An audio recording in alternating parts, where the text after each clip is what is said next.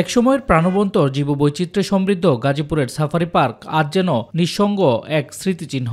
2013 সালে থাইল্যান্ডের সাফারি ওয়ার্ল্ডের আদলে গড়ে ওঠা এই পার্কটি এখন দর্শক শূন্য, অব্যবস্থাপনার ছাপ স্পষ্ট প্রতিটি কোণে। গত 5 আগস্টের ছাত্র জনতার গণ অভ্যুত্থানে ব্যাপক ভাঙচুর ও লুটপাট হয় পার্কে। ক্ষতিগ্রস্ত হয় মূল ফটক, প্রাণী জাদুঘর, পার্ক অফিস সহ বহু স্থাপনা। 5 তারিখের আগে যে লুকাইতে আরো অনেক কমায়, অর্ধেকের কমায়। এর আগে আসছিলাম, এখানে ঢুকছিলাম, কিন্তু এখন এটা বন্ধ।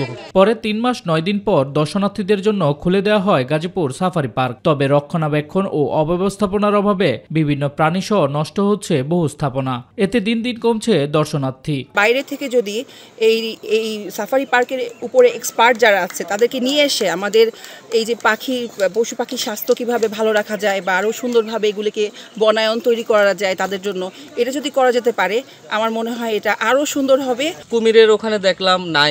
আর সবচেয়ে বেশি বাজে লাগছে যে আমাদের এই কার্ভ মাছগুলো, যেটা হচ্ছে রঙিন মাছ, এটা বাচ্চারা সবচেয়ে বেশি উপভোগ করে। এই পানির মধ্যে একদম কচুরিপানা। জেব্রা, বাঘ, ভাল্লুক, সিংহ সহ শতাধিক প্রজাতির প্রাণীর কথা থাকলেও বাস্তবে অনেক খাঁচাই খালি। হরিণের বেষ্টনীতে নেই খাবার, শুকিয়ে গেছে ঘোড়া, অজগর যেন আছে অবহেলায়। শিশু পার্ক সহ বহু দর্শনীয় স্থান বন্ধ।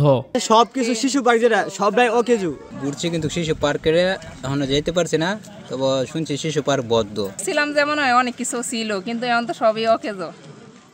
বাচ্চারা সান্ত্বনা দেওয়ার লাগে নিজেরাই ঘুরায় নিয়ে আসলাম। বন বিভাগের সহকারী বন রক্ষক রফিকুল ইসলাম ক্যামেরার সামনে কথা বলতে না চাইলেও ফোনে জানান এ বিষয়ে তার কোনো কথা নেই বিভাগীয় কর্মকর্তার সাথে কথা বলতে। তবে বিভাগীয় বন কর্মকর্তা শারমিন আক্তার ফোন রিসিভ করেননি। এটা আমার কোনো বক্তব্য নাই, এটা কাইন্ডলি বিভাগীয় বন কর্মকর্তা ঢাকা বসেন, ওনার সাথে কথা বল। উনি বিভাগীয় বন কর্মকর্তা শারমিন আক্তার, বন্যপ্রাণী বিভাগ, ওনার সাথে কথা বল। বাংলাদেশের সর্ববৃহৎ সাফারি পার্কটি আজ যেন সংস্কারের অপেক্ষায়। দর্শনার্থীরা চান দ্রুত ব্যবস্থা নিয়ে ফিরিয়ে আনা হোক পার্কের সৌন্দর্য ও প্রাণবন্ততা।